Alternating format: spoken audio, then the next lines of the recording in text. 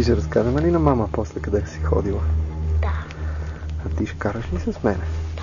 Ау. И ще се пускаме и тук, нали? Къде? На тази синята писта. Синята или зелена? Първо на зелената, а после на синята. И ще имат деца. Да, майче имат, да. Да. Не. Не жената. Другия. Чичкото? Да. Чичкото каза, че на жената има деца. Да. Има. Да, и аз така мисля.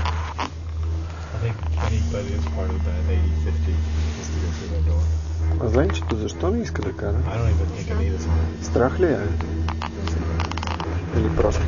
Или просто е мъже? Тя, да, на нея стах малко от големия лист. Тя не може още. Не. Тя не може самичка даже. Тя първо трябва да се научи.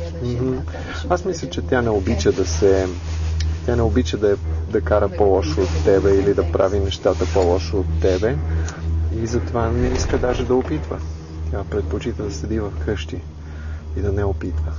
Голяма работа, пак ще се научиш тук. Ама по-бавно.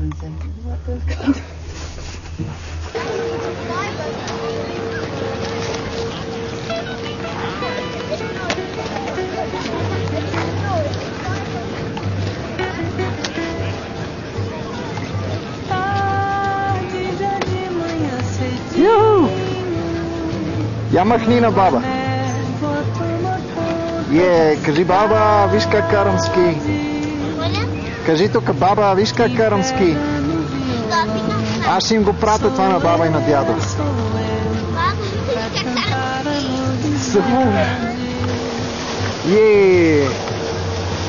Страхотен човек. И ти си караш, бе.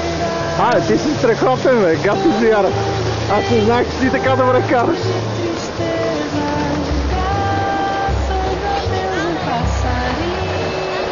Аз гледам.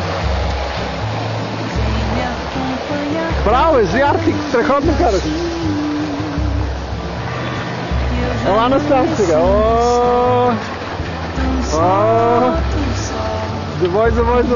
Завой. Пица. Пица.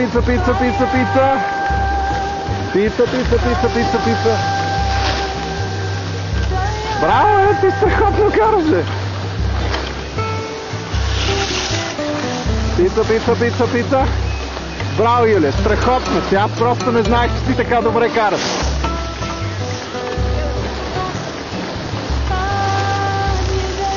Пица.